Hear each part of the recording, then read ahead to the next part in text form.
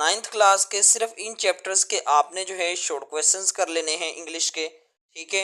और इंग्लिश के आपने सिर्फ यही पैराग्राफ करने हैं, पैराग्राफ इंग्लिश टू उर्दू, इन्हीं चैप्टर्स के ये वाले पैराग्राफ करने हैं, ठीक है।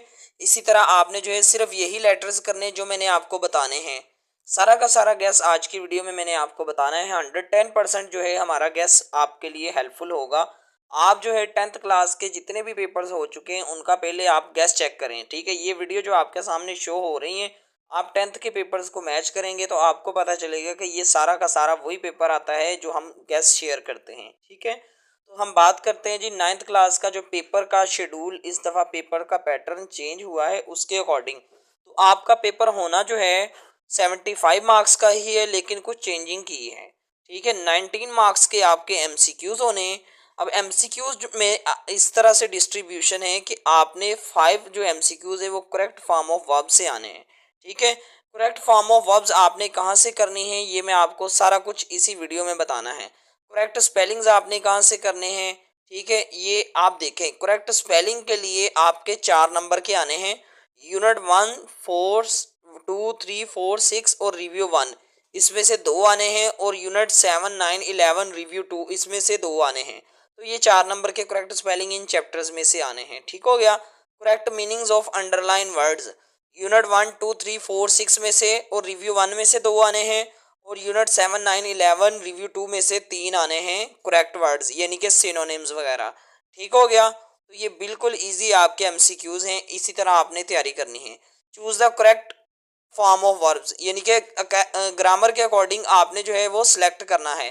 जो ग्रामर होती है वो आपकी टेक्स्ट बुक के लास्ट पे जो है वो सारे के सारे दी होती है, वो ग्रामर आपने अच्छे से कर लेनी है। यूनिट 5, 8 और 10 की ग्रामर नहीं करनी, क्योंकि ये चैप्टर जो है ये आपके स्मार्ट सिलेबस में निकल गए थे। तो ये आपका सवाल नंबर 1 जो है वो फिनिश हो गया है, सवाल नंबर 1 जो कि आपका बोर्ड की तरफ से 19 नंबर का शॉर्ट क्वेश्चन जो एमसीक्यूज का पार्ट था, ठीक हो गया।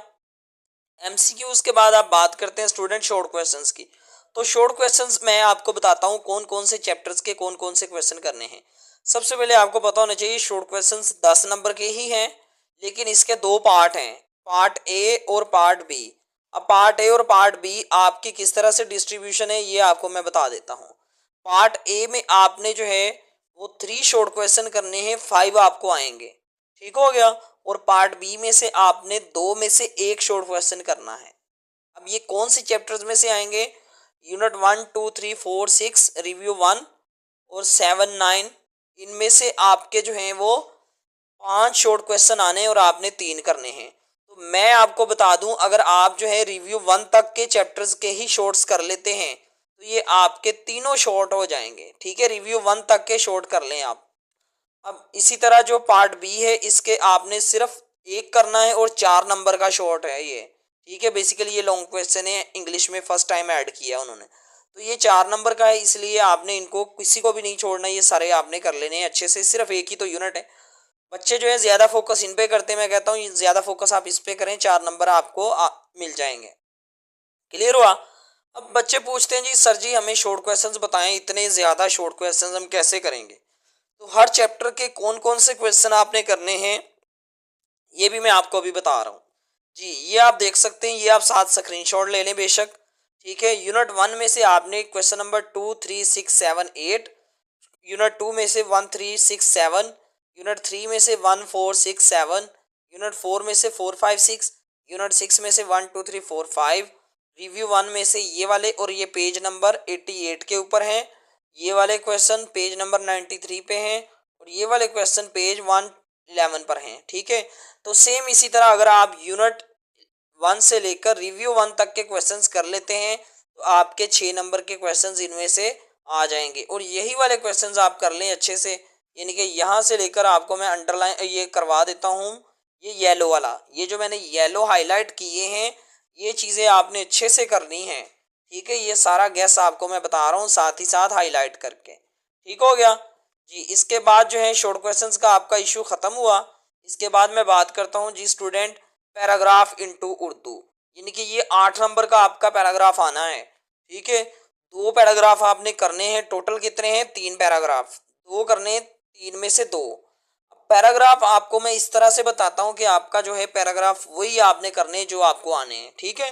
तो पैराग्राफ के लिए आपने यूनिट 1, 2, 4, 6 ये 4 चैप्टर्स जो है ना, ये वाले 4 चैप्टर्स, ये वाले 4, इनमें से आपको 2 पैराग्राफ आने हैं और ये वाला चैप्टर जो है इसमें से 1 पैराग्राफ आना है। तो आप ये वाला चैप्टर छोड़ दें, यूनिट 1, 2, 4, 6 इसमें से 2 पैराग्राफ आने हैं। इन चैप्टर्स के पैराग्राफ अच्छे से कर लें, ठीक हो गया।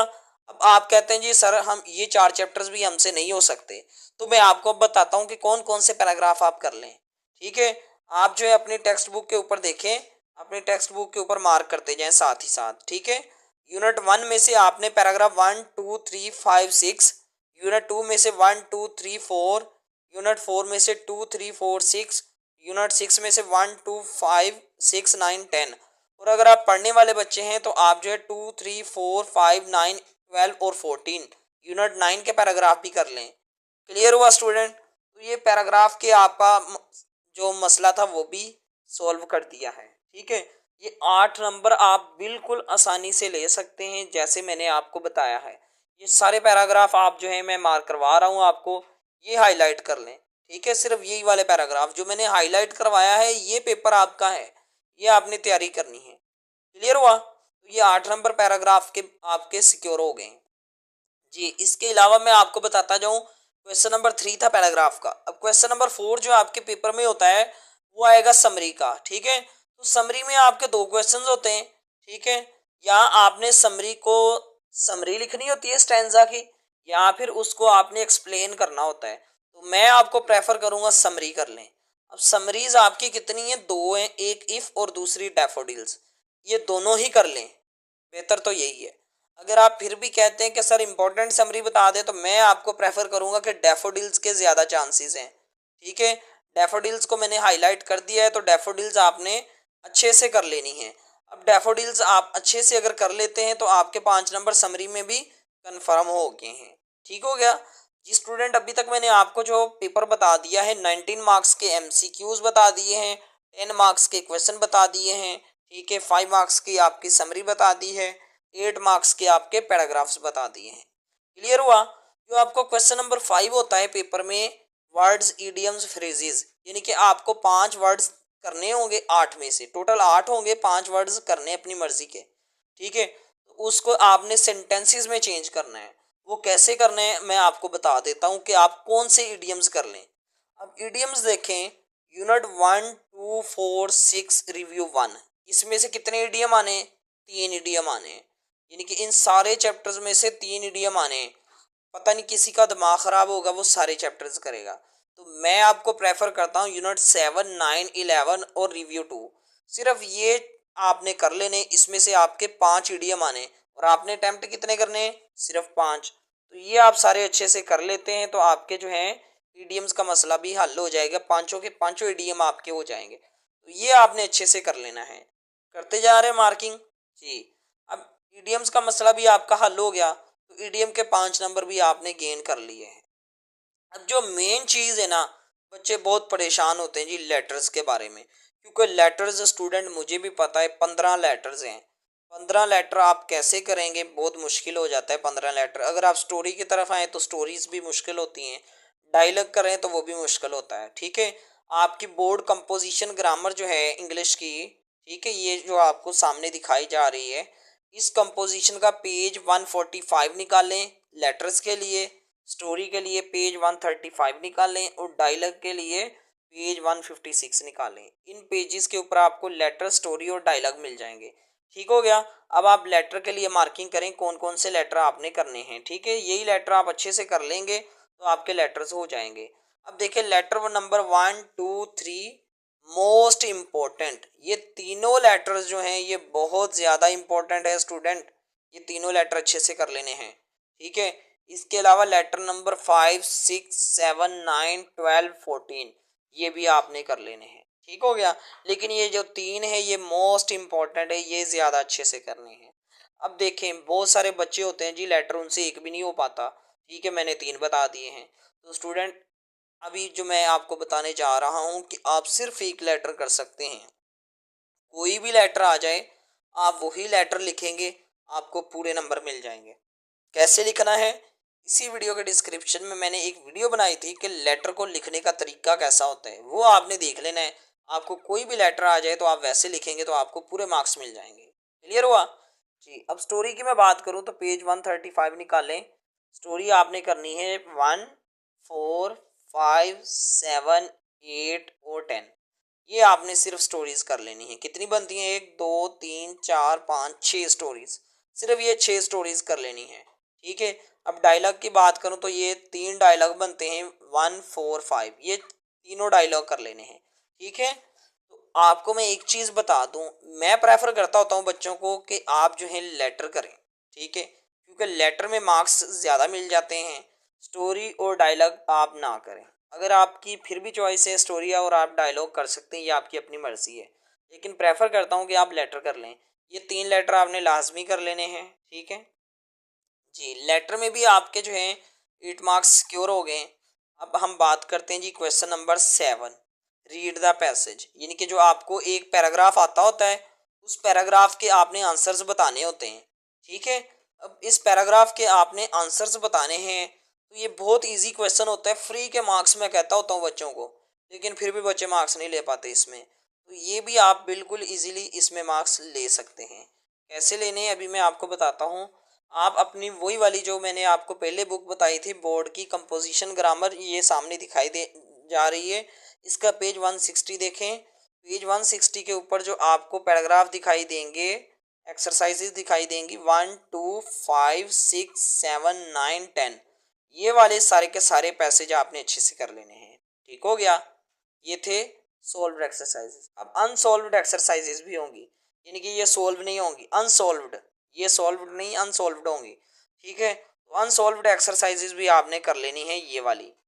क्लियर है। तो आपका पैसेज इन्हीं में से आ जाएगा। अगर आप नहीं भी करते तो पैसेज के मार्क्स फ्री होते हैं। आपने पैसेज कैसे करना है, आपने 2 से 3 दफ़ा क्वेश्चंस को अच्छे से पढ़ना है, क्वेश्चंस को समझना है। जब आप क्वेश्चंस को समझेंगे तो आपने फिर पैराग्राफ को 2 से 3 दफ़ा पढ़ना है। जब पैराग्राफ को आप 2 से 3 दफ़ा पढ़ लेंगे, आपको पता चल जाएगा इस क्वेश्चन का आंसर इस लाइन से लेकर यहाँ तक बनता है, इस वाले का आंसर यहाँ से लेकर यहाँ तक बनता है। ठीक हो गया। तो स्टूडेंट, जैसे मैंने आपको सारा पेपर बताया, आगे भी मैं आपको बताता हूँ। एक्टिव वॉइस पैसिव वॉइस में भी बच्चे बहुत कंफ्यूज होते हैं। सारा का सारा पेपर आपका इसी में से आना, परेशान नहीं होना। आपका इंग्लिश का पेपर 2 दिन में तैयारी हो जाएगी। जैसे मैंने बताया ऐसे ही आपने फॉलो करना है। ठीक है। अब क्वेश्चन नंबर 8 की मैं बात करूं तो क्वेश्चन नंबर 8 में से translate any 5 sentences into English. 5 number के सेंटेंसेस आपने इंग्लिश में यानी कि उसको ट्रांसलेट करना होता है। उर्दू में आते हैं, उसको आपने इंग्लिश में करना है। तो मैं इसमें भी आपको प्रेफर करूंगा कि जो बोर्ड की कंपोजिशन है, इसमें से आपने सारे के सारे जो हैं सेंटेंसेस कर लेने हैं। ये बिल्कुल इजी होते हैं। इसके जो मुकाबले में दूसरी चॉइस होती है ना पेपर में, क्वेश्चन नंबर 8 के मुकाबले में, वो होता है right any 10 sentences of the following topic. आपको एक टॉपिक दिया जाता है, उसके ऊपर 10 जुमले लिखने होते हैं। मेरे ख्याल में वो मुश्किल है, उसमें नंबर भी कट जाते हैं। तो आपने कोई से 5 सेंटेंसेस को इंग्लिश में ट्रांसलेट कर देना है। ठीक है जी। क्वेश्चन नंबर 9 देखें स्टूडेंट। लास्ट क्वेश्चन है आपके इंग्लिश के पेपर का। चेंज द वॉइस, यानी कि एक्टिव वॉइस को पैसिव वॉइस में चेंज कर दें, पैसिव वॉइस को एक्टिव वॉइस में चेंज कर दें। 5 नंबर हैं स्टूडेंट, इसको भी आपने नॉन सीरियस नहीं लेना।